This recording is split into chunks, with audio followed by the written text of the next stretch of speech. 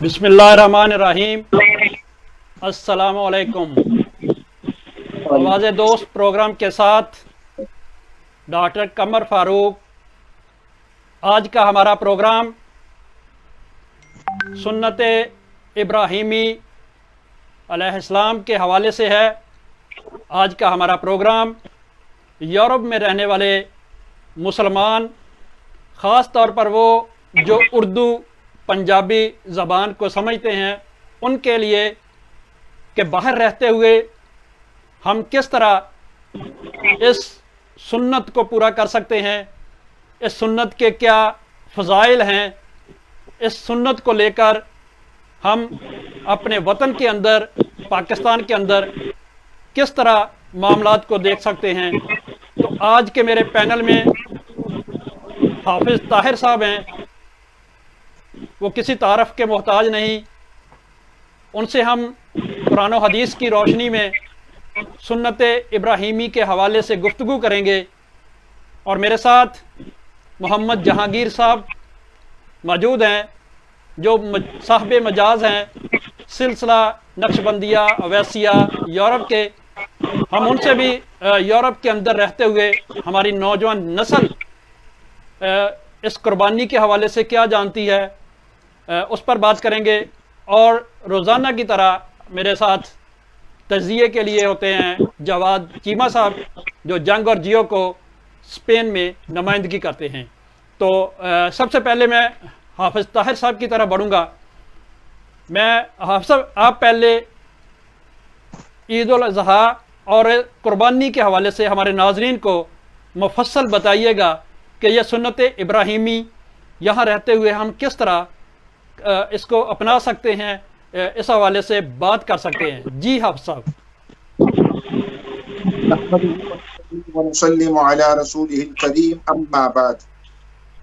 तमाम अहबाब को अस्सलाम वालेकुम वरहमतुल्लाहि वबरकातुहू।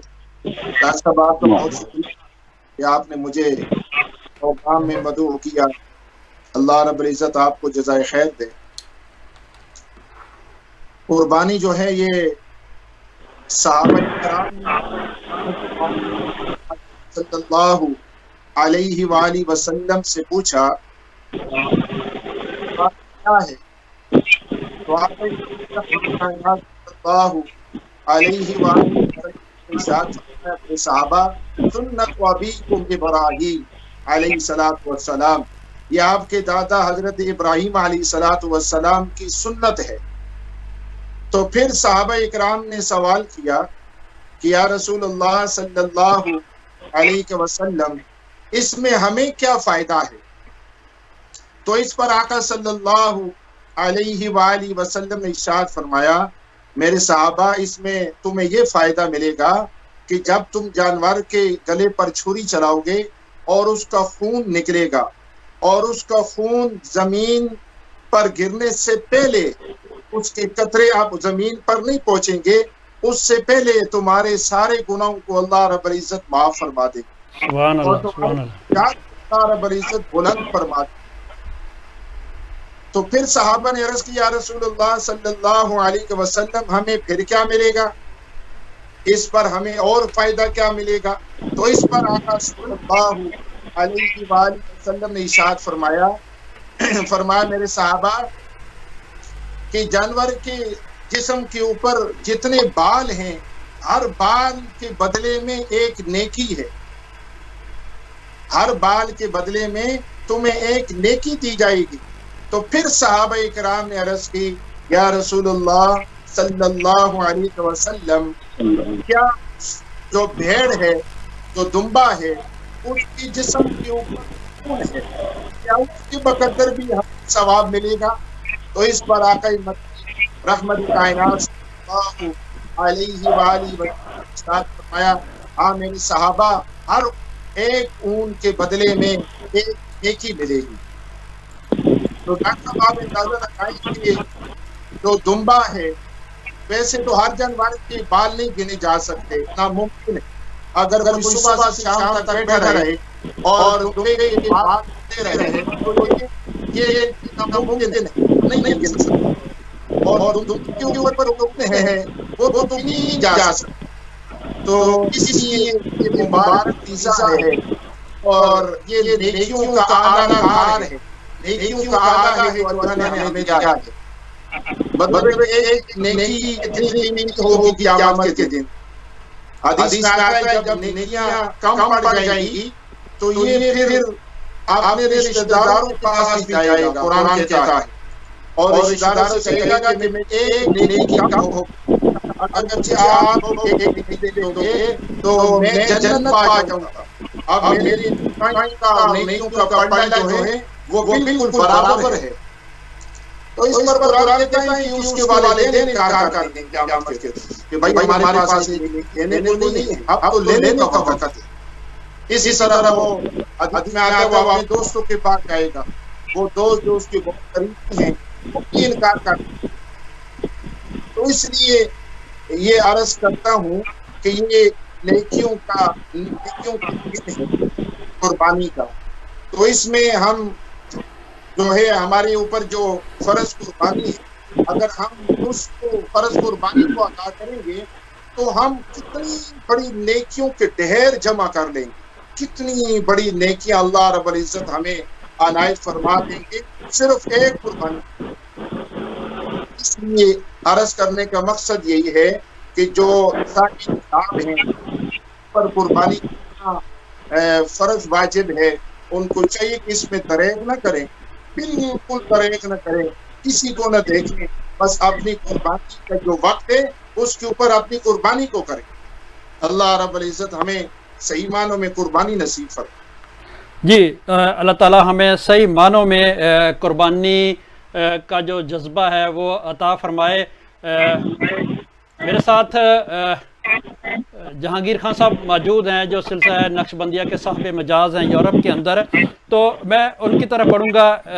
اکثر خان صاحب کہا جاتا ہے کہ قربانی کے جو اخراجات ہیں وہ اگر غریب مسکین اور فقراء میں دے دیا جائے، اپنے ہمسائے میں دیکھا جائے، تو اس بات کو آپ کس طرح دیکھتے ہیں کہ ایک قربانی ہے اور وہ سنت ابراہیمی ہے اور وہ ایک واجب ہم پر ہے کرنی ہے، تو یہ غریب اور غربا کے حوالے سے جو بات کی جاتی ہے اس پر آپ کیا کہیں گے؟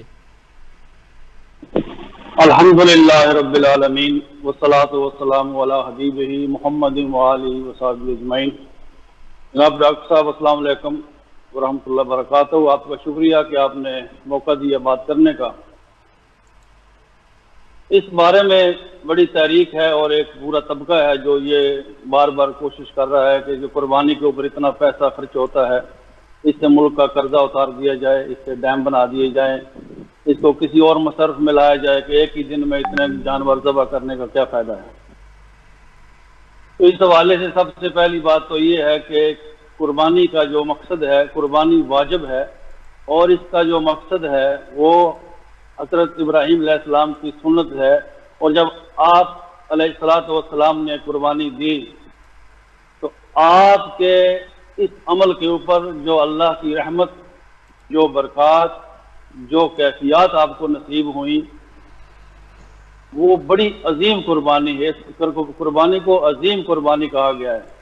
وہ برکات، وہ کیفیات جو آپ کو اپنے لخت جگر کے گردن پہ چھری پھیرنے سے نصیب ہوئیں، اللہ کریم نے امت محمدیہ میں اس کی جگہ ان برکات کو لینے کے لیے، ان برکات کو حاصل کرنے کے لیے جانور کی قربانی کو واجب کر دیا گیا۔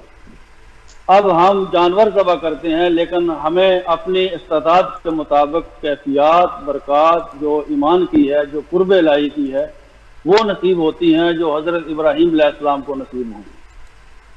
وہ جب چھری گردن پہ، جیسے آپ صاحب نے فرمایا ہے کہ چھری جب گردن پہ پھیری جاتی ہے، خون گرتا ہے اور خون سے آدمی کے سارے گناہ معاف ہو جاتے ہیں۔ اب یہ جو کیفیات ہیں، یہ برکات ہیں، اس کے لیے قلب کا زندہ ہونا، روح کا زندہ ہونا یہ ضروری ہے۔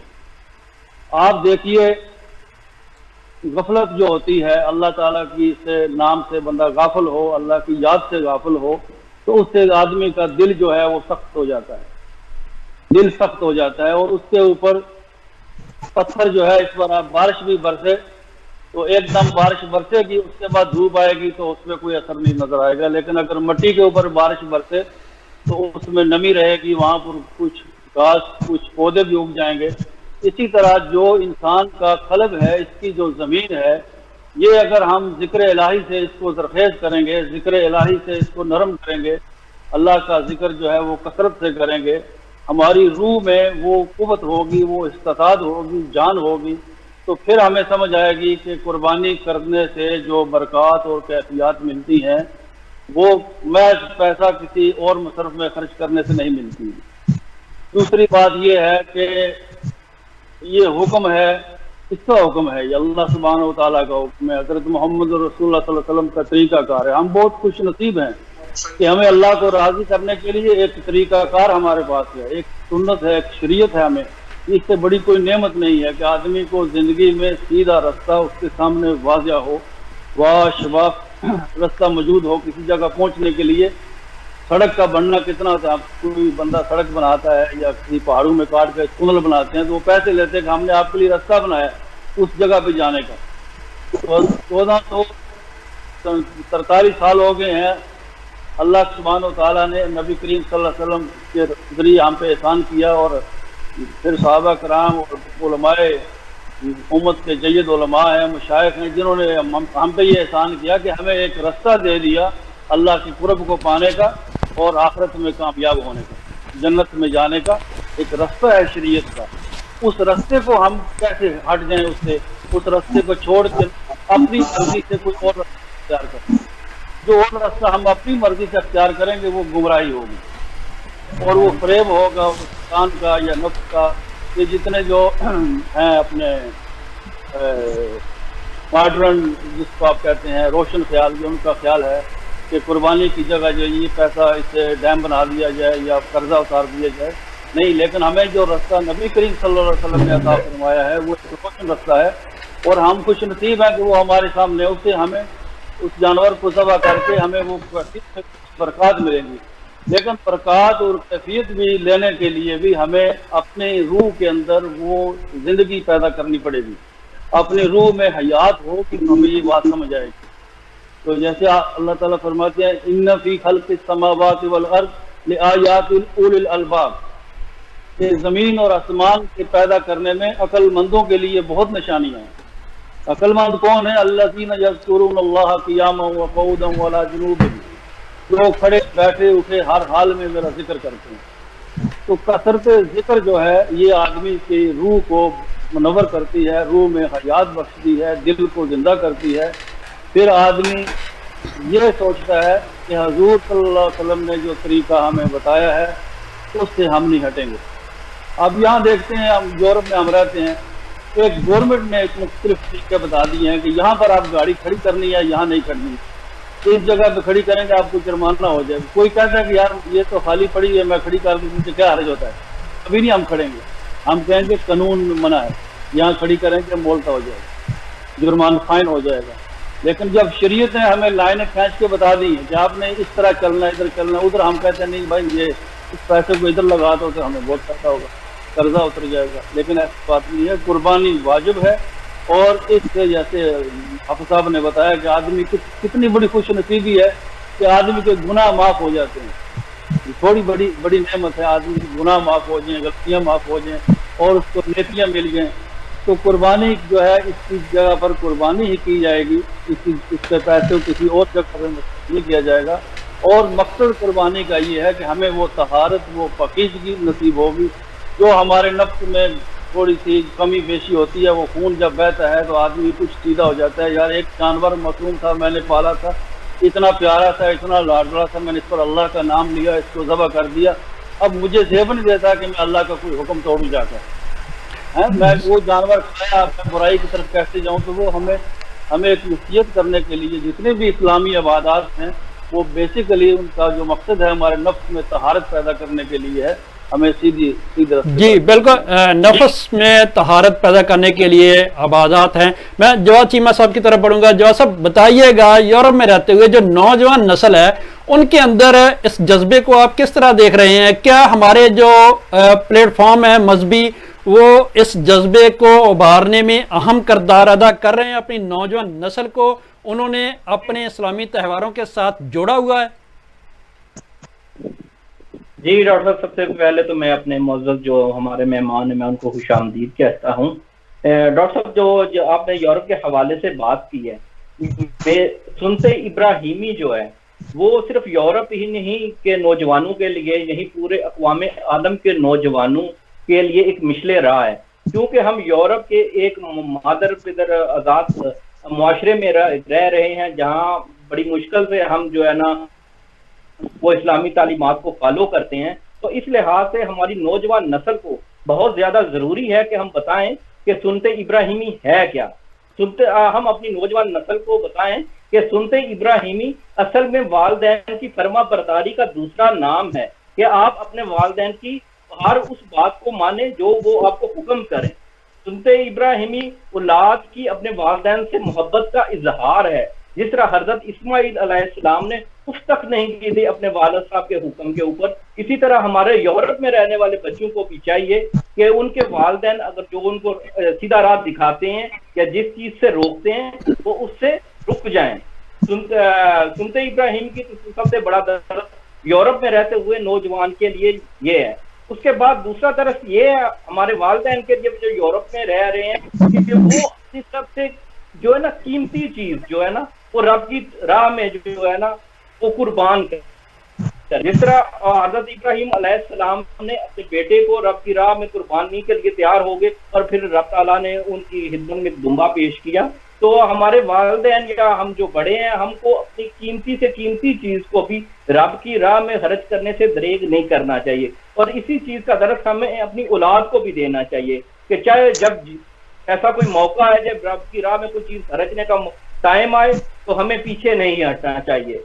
और बाकी जो हमारी तंजीमात हैं इस्लामी, वो मेरे ख्याल में जो उनके वो फॉलोअर्स होंगे यकीनन उनको थोड़ा बहुत तो अपने जुम्मे के खुतबात या जो उनके मुदारस होते हैं या उनके जो सेशन होते हैं उनमें थोड़ा बहुत गाइड तो करने की कोशिश करते होंगे। लेकिन बहुत ज्यादा जरूरी है इस टाइम कि एक ऐसा सेमिनार मुनक्कद किया जाए जिसमें सिर्फ हमारी नौजवान नस्ल हो और उनको बताया जाए कि वालिदैन की फरमा बरदारी ही असल में सुन्नत इब्राहिमी है। बाकी जो कुर्बानी है, जानवर की कुर्बानी, वो बाकी हम पे फर्ज है, लेकिन उनको सादा सा तरीका ये बताया अगर आपने सुन्नत इब्राहिमी पे अमल करना है तो उसका बेहतरीन हल ये है कि आप अपने वालिदैन की हर जायज बात को जो है ना वो माने। जी डॉक्टर जी, वालिदैन की अताअत सबसे ज़रूरी है और वही एक कुर्बानी का जज्बा जो वालिदैन घर में बच्चे के अंदर पैदा करते हैं। हफ्सा आपकी जानिब आऊँगा, ये 10 जो दिन हैं ज़ुल्हिज्जा के, इस हवाले से इन 10 रातों की जो फजीलत है उस पर थोड़ी सी रोशनी डालिएगा। और दूसरा, इन 10 में अक्सर लोग तो 10 रोज़े ही रखते हैं, लेकिन ज़्यादा अहमियत का हामिल रोज़ा किस रात दिन का है, इस पर थोड़ी सी हमारे नाजरीन जो अभी देख रहे हैं हमारा प्रोग्राम आवाज़ दोस्त, उनके गोशगवार कीजिएगा। जी हाफ़िज़ साहब।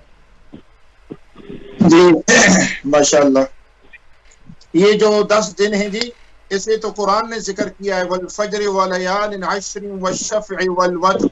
अल्लाह रब्बुल इज्जत ने इन 10 दिनों की और इन 10 रातों की कसम उठाई है। पहले फजर की कसम उठाई है सुबह के टाइम की कि वो बहुत मुबारक टाइम है, और फिर अल्लाह रब्बुल इज्जत ने 10 रातों की और फिर 10 दिनों की कसम उठाई है।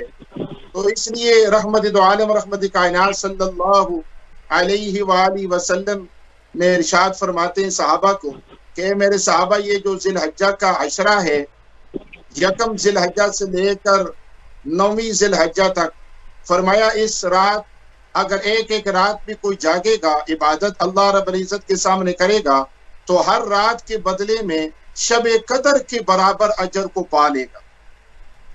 हर रात शब कदर के बराबर अजर को पा लेगा। अब ये 10 रातें हैं, कुछ गुजर गई हैं, कुछ बाकी हैं। तो अल्लाह के नेक बंदे ऐसे हैं جو یکم ذی الحجہ کا انتظار کرتے ہیں کہ کس وقت چاند نظر آئے گا، ہماری عبادت شروع ہو جائے گی، کیونکہ ایک ایک رات جو ہے وہ شب قدر کے برابر اس کا اجر ہے۔ اور پھر آقا مدنی رحمت دو عالم رحمت کائنات صلی اللہ علیہ وآلہ وسلم ارشاد فرماتے ہیں، میرے صحابہ جو ان کا روزہ رکھے گا، جو اس عشرہ میں ذی الحجہ کے میں روزہ رکھے گا، ہر روزے کے بدلے میں سال روزوں کا ثواب اس کو عنایت فرما دیا جائے گا۔ سال بھر کے روزوں کا ثواب اس کے نامہ اعمال میں لکھ دیا جائے گا۔ اب دیکھیں ایک ایک روزے کے بدلے میں اب کتنے روزے ہمارے پاس، یکم ذی الحجہ سے لے کر 9ویں ذی الحجہ تک، 10 کو تو ہم روزہ نہیں رکھ سکتے، عید الاضحیٰ ہو جائے گی۔ تو لہٰذا جس بھائی کے پاس بھی جتنا وقت ہے، جتنا دن ہے، جتنا ٹائم ہے، وہ عبادت کرے۔ اگر ایک دن میسر آتا ہے روزے کا، ایک دن رکھ لے، اگر 2 دن ملتے ہیں 2 دن رکھ لے، اگر 3 دن ملتے ہیں 3 دن روزہ رکھ لے۔ جتنا بھی کوئی آسانی کے ساتھ ان 9 دنوں کے اندر روزہ رکھے گا تو اس کے بدلے میں سال بھر کے روزوں کے برابر اس کے نامہ اعمال میں اجر لکھ دیا جائے گا۔ اور پھر آقا مدنی رحمت دو عالم رحمت کائنات صلی اللہ علیہ وسلم نے ارشاد فرمایا، یہ جو یوم عرفہ ہے، 9 ذی الحجہ کا روزہ ہے، یہ سب سے بڑا روزہ ہے اور یہ بہت قیمتی روزہ ہے، اس کے فضائل ڈبل ہیں۔ آقا مدنی رحمت کائنات صلی اللہ علیہ وآلہ وسلم صحابہ وہ 9 ذی الحجہ یعنی یوم عرفہ کا روزہ رکھے گا، اس کو 2 سال کی گناہ اللہ رب العزت اس کے معاف فرما دیں گے۔ 1 سال گزشتہ اور 1 سال آئندہ آنے والا، 2 سال کی گناہ اللہ رب العزت اس ایک روزے کے بدلے میں اس کے نامہ اعمال سے مٹا دیں گے۔ اب ہمارے پاس اللہ رب العزت کی رحمت کے دروازے کھلے ہیں۔ اللہ رب العزت کی رحمت ان دنوں کے اندر بارش سے زیادہ برس رہی ہے، صرف ہمیں تھوڑی سی ہمت کرنی تو ہے، ابھی گرمی کا بھی سیزن گرمی ہے، لیکن جتنی مشقت دین کے لیے اٹھائے گا اتنا اللہ رب العزت اسے اجر سے نوازے گا۔ جی اللہ تعالیٰ اجر سے نوازے گا۔ میں جہانگیر خان صاحب کی طرف بڑھوں گا۔ آج کا ہمارا پروگرام قربانی کے فضائل اور اس کے جو قربانی کے حوالے سے نصاب ہے اس پر ہمارے ساتھ گفتگو کے لیے میں نے دعوت دی ہوئی ہے معروف عالم دین ہے حافظ طاہر صاحب، اور میرے ساتھ جہانگیر خان صاحب ہیں جو سلسلہ نقش بندیہ ویسیہ یورپ کے صاحب مجاز ہیں۔ تو میں خان صاحب آپ کی طرف بڑھوں گا، بتائیے گا عبادات کے حوالے سے کہ ان 10 دنوں کی جو عبادات ہیں، تسبیحات ہیں، کس طرح انسان اپنے رب کا جو قرب ہے وہ پا سکتا ہے؟ عبادات جو ہے وہ صاف ظاہر ہے، ان 10 دنوں کی عبادات قربانی کے حوالے سے، ذی الحجہ کے جو 10 دن ہیں ان کے حوالے سے اس کا ثواب زیادہ ہے، اور ادروائز عبادات کے لیے کوئی مخصوص دن جو ہے اس میں قید نہیں کیا جا سکتا۔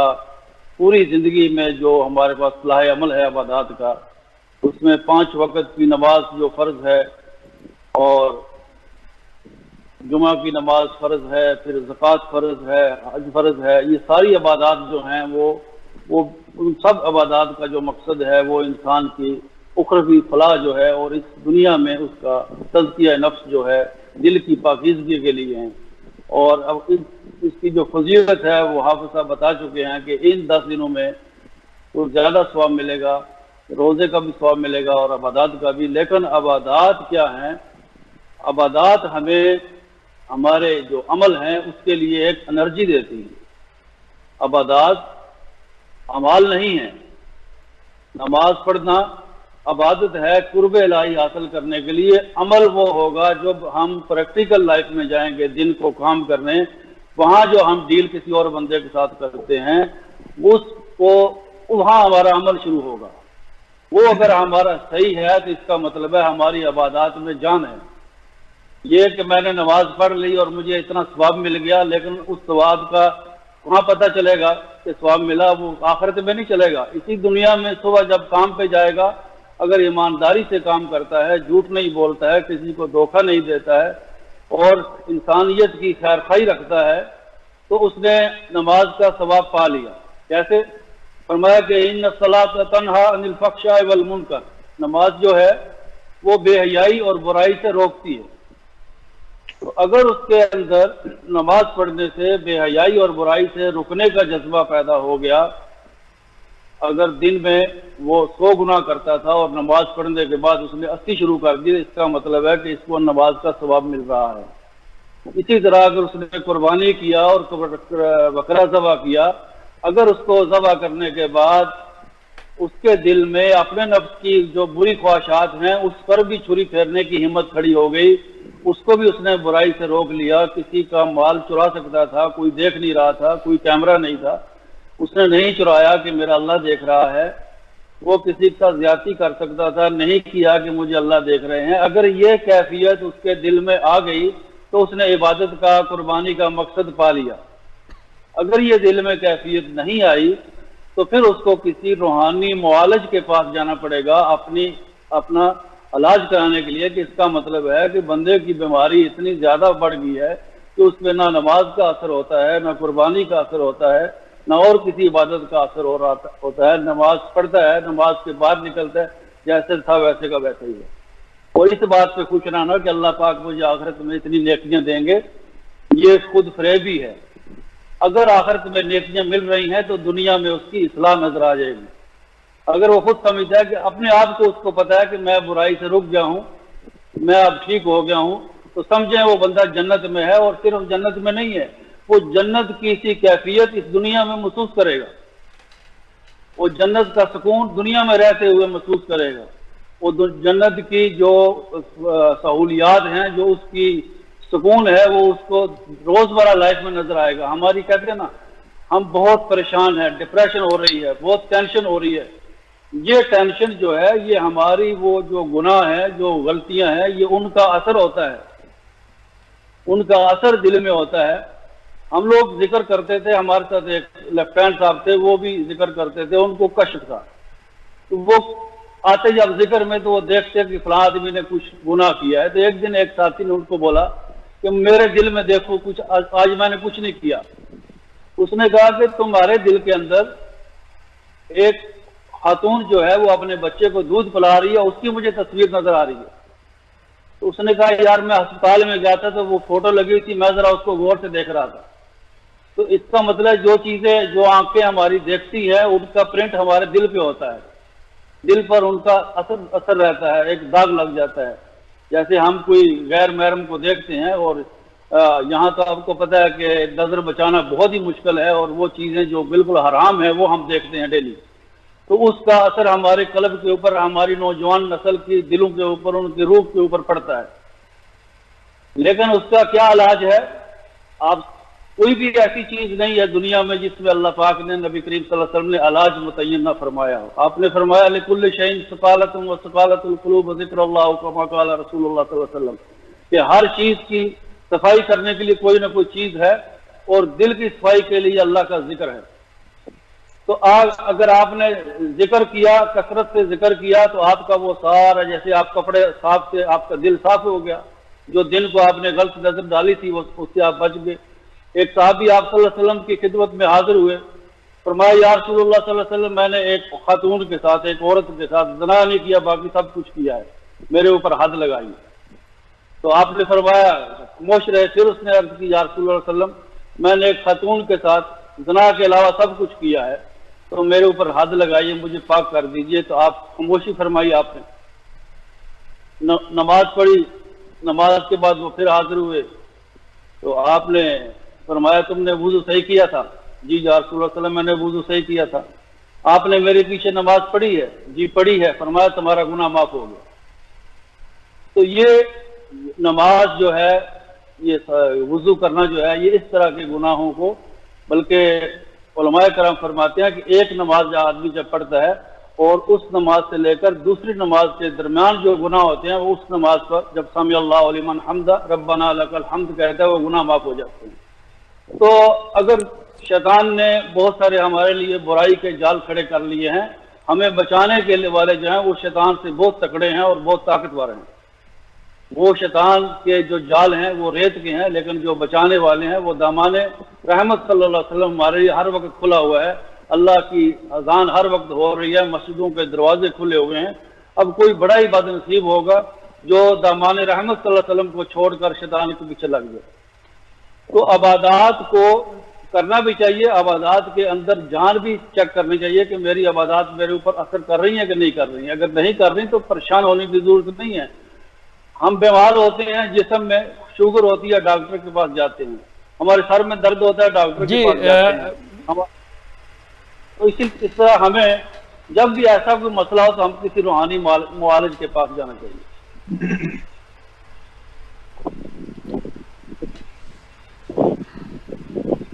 کر سکتا ہوں ایک بات؟ جی حافظ صاحب آپ کچھ کہنا چاہ رہے ہیں؟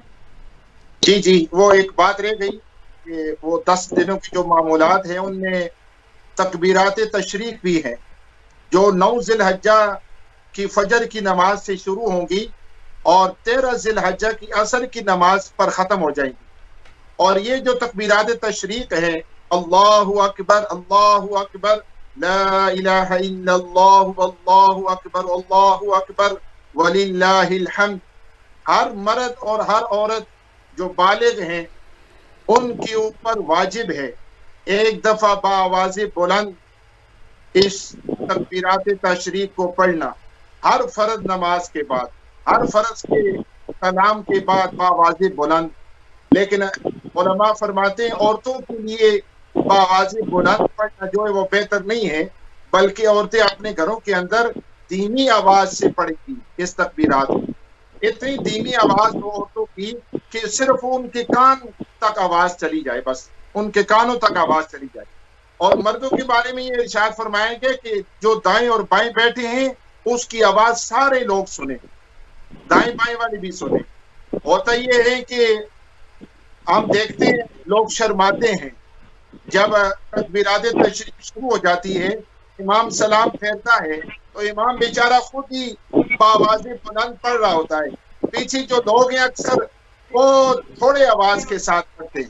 حالانکہ یہ تو رحمت دو عالم رحمت کائنات صلی اللہ علیہ وآلہ وسلم نے حکم فرمایا اس چیز کا، فرمایا کہ جب 9 ذی الحجہ کی فجر کی نماز ادا ہو جائے تو اس سے لے کر یہ 5 دن ہر فرض نماز کے بعد بآواز بلند مرد کے لیے اللہ اکبر لا الہ الا اللہ واللہ اکبر اللہ اکبر وللہ الحمد۔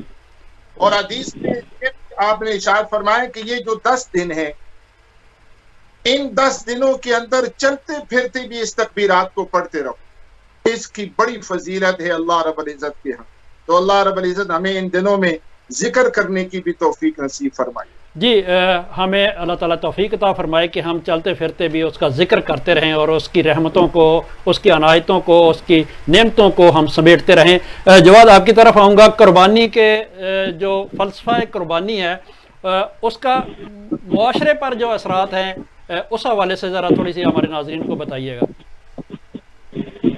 جی ڈاکٹر صاحب، جس طرح میرے دوستوں نے کہا کہ قربانی اصل میں تب ہی ہے جب آپ اپنے نفس جانور کے گردن پہ چھری پھیرنے کے بعد اپنے نفس پر بھی چھری پھیر دیں، اپنی خواہشات پہ بھی چھری پھیر دیں، تب ہی اس قربانی کا جو ہے نا اصل مقصد پورا ہوگا۔ اگر صرف آپ نے ایک دمبا یا ایک گائے یا ایک اونٹ کو ذبح کر دیا اور اس کا گوشت جو ہے غریبوں اور مساکینوں میں تقسیم کر دیا، لیکن آپ اس گوشت تقسیم کرنے کے بعد آپ کا جو باطن ہے وہ ویسا ہی ہے، ویسی برائی ہے، آپ کا نفس ویسا ہی ہے، آپ ویسے ہی حرام طریقے کے ساتھ اپنے کاروبار کو بڑھا رہے ہیں، لوگوں کے ساتھ دھوکہ کر رہے ہیں، لوگوں کا حق مار رہے ہیں، تو پھر تو وہ آپ کی قربانی، میرے خیال میں قربانی کا کوئی فائدہ نہیں ہوگا۔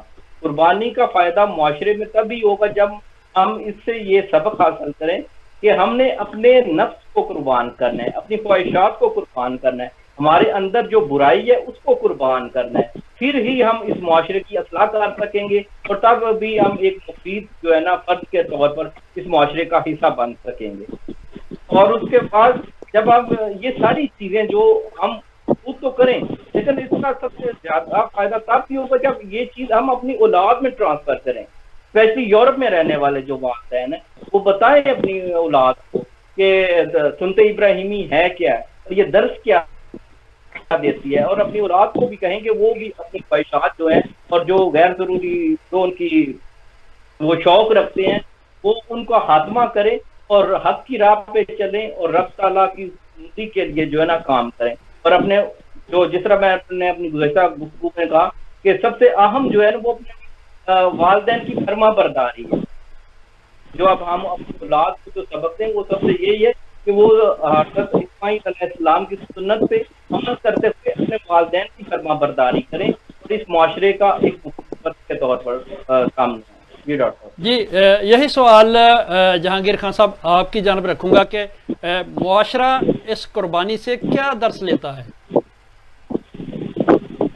یہ معاشرے کے اوپر صاف ظاہر ہے کہ میرے خیال میں کوئی مسلمان بھی ایسا نہیں جو قربانی نہ کرتا ہو، اور اس قربانی کا درس یا اس کا اثر جو ہے وہ ہر آدمی کے اوپر اس کے اپنی ایمانی قوت جو ہے اس کے مطابق ہے۔ اور یورپ میں جو ہم لوگ ہیں یہاں چونکہ جانور ذبح کرنے کی اجازت نہیں ہے جس طرح پاکستان میں ہے، تو اس میں بھی ایسا کوئی مسئلہ نہیں ہے، یہاں سے آپ اپنی قربانی پاکستان میں بھی کر سکتے ہیں، اور یہ شرط ہے کہ دونوں جگہ پر جو ہے عید ہونی چاہیے، دونوں جگہ پہ قربانی کا دن ہونا چاہیے، یورپ میں بھی قربانی کا دن ہو، پاکستان میں بھی ہو۔ تو اس کے بعد یہ ہے کہ جو معاشرہ ہے ہمارا، خصوصاً جو ہماری نیک اور نوجوان نسل ہے، ان کو جو نیک اور صالح لوگ ہیں ان کی مجالس میں ہمیں لے کے جانا چاہیے، جو دین کے سیمینار ہیں، جو دین کی مجالس ہیں، جو ذکر کے حلقے ہیں، قرآن کا سیکھنا ہے، ذکر کا سیکھنا ہے، ان دینی تعلیم کا سیکھنا ہے، ان کے اندر ہمیں اپنی اولاد کو لانا چاہیے اور ان میں پارٹیسپیشن کرنی چاہیے، تاکہ آدمی جو ہے وہ ماحول سے اور نیک لوگوں کی صحبت سے جو ہے وہ سیکھ جاتا ہے۔ آدمی کا جو تبدیل ہونا ہے وہ کسی تقریروں سے نہیں ہوتا، وہ بلکہ بندے کی نیک مجالس جو ہیں ان سے بدلتا ہے، اور جتنا بھی کوئی نیک آدمی ہوگا، صالح آدمی ہوگا، اس کے پاس جو لوگ بیٹھیں گے، اس کی مجلس میں بیٹھیں گے، وہ ٹھیک ہو جائیں گے آہستہ آہستہ۔ تو قربانی کے ساتھ ساتھ جو آپ کا پروگرام ہے یہ بھی کسی حد تک لوگوں کو انفارمیشن جو ہے، علم جو ہے وہ پہنچائیں، اس ذریعہ ہے میڈیا کے ذریعے بھی۔ میڈیا والا اس میں سب سے زیادہ میڈیا کا کردار ہے، معاشرے کو کس راستے میں چلانا ہے۔ میڈیا نے ایک مہم چلائی، تمام لوگوں کو ماسک پہنا دیے۔ میڈیا اگر کو چاہے، میڈیا اگر نیکی کا پرچار کرے تو لوگ میڈیا کی بات جو ہے وہ مولوی اور عالم سے زیادہ سنتے ہیں، تو اس میں آپ لوگ ہم سے زیادہ کام کر سکتے ہیں، اور لوگوں کا جو ہے وہ ٹرینڈ جو ہے وہ دین کی طرف میڈیا کے ذریعے بڑی آسانی سے آ سکتا ہے۔ جی دین کا جو رجحان ہے وہ میڈیا کے ذریعے بآسانی پبلک کی جانب جا سکتا ہے۔ حافظ صاحب آپ کی طرف آؤں گا،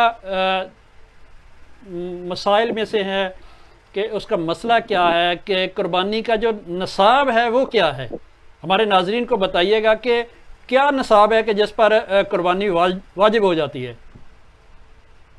جی ڈاکٹر صاحب، یہ علماء نے 5 چیزیں ذکر کی ہیں، 5 چیزوں کو ہم نے دیکھنا ہے۔ اگر 5 چیزوں میں سے کوئی چیز بھی اس کے پاس موجود ہے تو اس کے اوپر قربانی جو ہے یہ واجب آئے گی۔ سب سے پہلے جو ہے سونا ہے، 7.5 تولے سونا ہے، اور دوسرے نمبر پر 52.5 تولے چاندی ہے، اور تیسرے نمبر پر نقدی مال ہے، اور چوتھے نمبر پر مال تجارت ہے، اور 5ویں نمبر پر ضرورت سے زائد مال ہے۔ اب ہم نے دیکھنا ہے کہ سونا جو ہے وہ 7.5 تولہ ہے۔ اب کسی کے پاس 7.5 تولے سونا ہے اور اس کے اوپر قربانی واجب ہے۔ اگر اس کے پاس 7.5 تولے سونا سے کم ہے اور اس کے ساتھ ساتھ اس کے پاس نقدی بھی ہے، مثال کے طور پر مسلمان کے پاس 5 تولے سونا ہے، 4 تولے سونا ہے، 6 تولے سونا ہے، اب یہ نصاب سے تو کم ہے، 7.5 تولے ہوگا تو قربانی ہوگی۔ اب جب یہ نصاب سے کم ہے تو ہم دوسری چیزوں کو بھی دیکھیں گے۔ جس طرح میں نے عرض کی کہ نقدی مال، اب ایک مسلمان کے پاس 100 روپے بھی ہے، 100 روپے بھی ہیں اور اس کے پاس 4 تولے سونا بھی ہے، اب ہم دونوں کو ملائیں گے تو 52 تولے چاندی کو بھی دیکھیں گے۔ ظاہری بات ہے یہ تو 52 تولے چاندی تو بہت تھوڑی رقم بنتی ہے، 38,000 یا 40,000 بنتی ہے تقریباً۔ تو یہ جب کسی مسلمان کے پاس اتنی مالیت ہوگی کہ اس کے پاس 3 تولے 2 تولے 4 تولے سونا ہے اور 7 نقدی مال بھی ہے، نقدی روپے بھی ہیں، تو دونوں کو جب ملایا جائے گا تو یہ تو نصاب کو پہنچ جائے گا، بلکہ اوپر چلا جائے گا۔ تو اب آتے ہیں مال تجارت۔ اب ایسا مسلمان ہے جس کے پاس مال تجارت، یعنی تجارت، مثال کے طور پر ایک مکان تو وہ ہے جو اس میں رہ رہا ہے، ایک دوسرا مکان جو اس نے تجارت کے لیے خریدا ہے، ایک دوسرا پلاٹ جو اس کے پاس جو اس نے تجارت کے لیے خریدا ہے، ایک دکان ہے جو اس نے ڈالی ہوئی ہے، اس سے وہ تجارت کر رہا ہے۔ تو اس سب کی مالیت کو دیکھا جائے گا، اگر 52 تولے 52.5 تولے چاندی سے اوپر ہے اس پر تو قربانی جو ہے واجب ہے۔ اسی طرح گھر کے اندر جو ہے ضرورت سے زائد مال، اب ہمارے گھروں کے اندر ڈاکٹر صاحب کتنا ایسا مال پڑا ہوتا ہے جو ضرورت سے زائد ہے، جس طرح ٹی وی ہے، جس طرح موبائل ہے، جس طرح اور ایسی چیزیں ہیں جو ہم بالکل استعمال بھی نہیں کرتے۔ تو اس لیے جو ضرورت سے زائد مال ہوگا گھروں کے اندر، ان لوگوں بھی واجب ہوگی۔ حافظ صاحب، کیا یہ ٹی وی اور یہ موبائل، کمپیوٹر، جو چیزیں آپ کے استعمال کی ہیں جس کی وجہ سے آپ روزگار کما رہے ہیں یا آپ کے بزنس کا حصہ ہیں، وہ بھی نصاب میں آتی ہیں؟ لیکن یہ بھی آئے گی کہ کیونکہ یہ مال زائد مال ہے آپ کے پاس، مطلب ٹی وی کے بغیر آپ تو گزر ہو سکتا ہے گھر کے اندر، فریج کے بغیر آپ کا گزر نہیں ہو سکتا، فریج ضروری ہے، لیکن آپ اتنا سامان گھر کے اندر لے کر آ گئے ہیں، اتنے برتن ہمارے گھروں کے اندر 3 سیٹ پڑے ہوتے ہیں جو ہم استعمال نہیں کرتے، جو سالوں سال گزر جاتے ہیں، تو اس لیے جو ہے قربانی جی حافظ صاحب، ایک اور مسئلہ ہے کہ یورپ میں رہتے ہوئے لوگ قربانی مختلف جو یہاں گوشت کی دکانیں ہیں وہاں پہ بک کروا دیتے ہیں، پیسے دے دیتے ہیں کہ ہماری قربانی، اور وہ آپ کے گھر میں بکرے کا ذبح ہوا آ جاتا ہے۔ اس پہ یہ ہے کہ وہ نماز عید سے پہلے کر دی جاتی ہے، کیا ایسا کرنا درست ہے یا نماز جو عید کی نماز ہے اس کے پڑھنے کے بعد ہونی چاہیے؟ یہ اس کے حوالے سے ذرا تھوڑا سا بتائیے گا۔ علماء جو فرماتے ہیں، علماء نے جو لکھا ہے وہ ڈاکٹر یہ لکھا ہے کہ پورے شہر کے اندر اگر ایک بھی جماعت نماز عید کی ہو گئی تو آپ پھر قربانی کر سکتے ہیں، ورنہ سنت تو یہ ہے کہ آپ خود قربانی کرنی ہے تو عید کی نماز پڑھ کر قربانی کرے گا، عید کی نماز سے پہلے تو قربانی جائز ہی نہیں ہے۔ لیکن اگر اس طرح اجتماعی جو قربانی ہوتی ہے جس طرح یورپ کے اندر ہے، ظاہری بات ہے کہ ہم اپنے گھروں کے اندر قربانی تو نہیں کر سکتے، تو اگر کوئی اس طرح یورپ کے اندر رہ کر قربانی کرتا ہے، کسی دکاندار کو پیسے دے دیتا ہے، تو اب یہ دکاندار کی ذمہ داری ہے کہ وہ جو ماتادیرو ہے، جو ذبیحہ خانے کھلے ہوئے ہیں، یہ اس کی ذمہ داری ہے کہ ان کے پاس جا کر ان کو کہے کہ بھائی یہ تم 8 بجے کے بعد یا 7 بجے کے بعد اس کو ذبیحہ کرنا ہے، اس سے پہلے نہیں۔ یہ بھی دیکھنے میں آیا یورپ کے اندر کہ راتوں کو ہی قربانی ہو جاتی ہے، راتوں کو ہی وہ ذبح کر کے بکرے دے دیتے ہیں، تو اس لیے اس میں احتیاط کی بہت اشد ضرورت ہے۔ یہ قربانی کرنا ہے کہ اپنی قربانی ضائع نہ ہو۔ جی پروگرام کے ہم بالکل اختتام کی جانب بڑھ رہے ہیں، تو میں اپنے تمام جو میرے فاضل شرکاء ہیں آج کے اس پروگرام کے حوالے سے میں ان سے گزارش کروں گا کہ قربانی کے حوالے سے وہ والدین کے نام کیا پیغام دیں گے۔ جی جہانگیر خان صاحب، آپ کیا پیغام دیں گے؟ مختصراً بتائیے گا کیونکہ ہمارا پروگرام بالکل اختتام کی جانب بڑھ رہا ہے۔ جی میرا یہی پیغام ہے والدین کے لیے کہ والدین اگر خود نیکی کو اختیار کریں گے تو ڈیفینیٹلی ان کی اولاد جو ہے وہ ان کو فالو کرے گی. اگر والدین خود نیکی کو اختیار نہیں فرماتے نہیں کرتے تو پھر بچوں سے نیکی کی امید جو ہے یہ مشکل ہو جاتی ہے. تو اس لیے والدین کو خود چاہیے کہ وہ دین کے اندر دلچسپی لیں. دین کو میں صرف مولوی صاحب کے لیے نہ رکھیں کہ مولانا صاحب سے پوچھ لیں گے، مولانا صاحب جانتے ہیں. قرآن پاک کو خود پڑھیں، خود اس کا ترجمہ پڑھیں، اس پہ غور و فکر کریں، اللہ کا ذکر خود کریں، نماز پڑھیں اور اپنے دین کو خود آن کریں، اس کو اپنائیں اور انشاءاللہ ان کے بچے بھی اس کو اپنائیں گے. جی جواد، آپ کیا کہیں گے؟ جی ڈاکٹر صاحب، میری تو گفتگو کا محور ہی جو ہے نا سنتے ابراہیمی کے ساتھ سنتے اسماعیل علیہ السلام رہا ہے، اور میں نے اپنے گفتگو کو یہی اپنا موضوع بحث بنایا کہ ہم اپنے والدین کو بتائیں کہ سنتے اسماعیل کیا چیز ہے، کہ اپنے والدین کی فرما برداری کریں اور ان کی ہر حکم ان کا مانیں اور ان کے بات کی بجائے ہر جو جائز بات جو والدین کہیں ان کو مانیں. اور والدین کی بھی یہ ذمہ داری ہے کہ وہ اپنے عمل سے ثابت کریں کہ جو اولاد ہے وہ ان کو کا احترام کرے، ان کی بات مانے. اگر والدین دین کی طرف راغب ہوں گے، اگر دین کی طرف متوجہ ہوں گے، دین کی طرف ان کا جھکاؤ ہوگا تو یقیناً اولاد بھی اسی راستے پہ چلے گی اور ان کے والدین کو فالو کرتے ہوئے ان کا ادب بھی کرے گی اور اللہ کے راستے پہ بھی چلے گی. جی آج کا ہمارا پروگرام جس کا موضوع تھا فلسفہ قربانی، نصاب قربانی اور یورپی مسلمان. آج کے میرے شرکا میں شامل تھے معروف عالم دین حافظ طاہر صاحب، اپنی گفتگو سے ہمارے ناظرین کو مستفیض کر رہے تھے، اور میرے ساتھ سلسلہ نقشبندیہ کے صاحب مجاز یورپ محمد جہانگیر خان صاحب موجود ہیں. میں اپنے تمام دوستوں کا، اپنے شرکا کا انتہائی مشکور ہوں کہ ایک اہم موقع پر انہوں نے ہمیں وقت دیا اور اپنے خیالات کا اظہار کیا. مجھے امید ہے کہ پروگرام سے بہت سارے دوست مستفیض بھی ہوں گے. بہت ساری چیزیں ابھی رہ بھی گئی ہیں جن پر بات کرنا ضروری ہے. یہ تو تسلسل ہے کہ ہم اگر یہ 3-4 لگاتار پروگرام کرتے، ابھی تو ہم نے قربانی کے فضائل پر گفتگو کی ہے، اس کے مسائل پر بھی گفتگو اور معاشرتی پہلو بہت سارے رہتے ہیں کہ ہم کس طرح ان تمام چیزوں سے نکل سکتے ہیں. تو حافظ صاحب آخر میں آپ اپنا پیغام دیجئے گا. میرے ساتھ جی حافظ صاحب آپ کیا پیغام دیں گے؟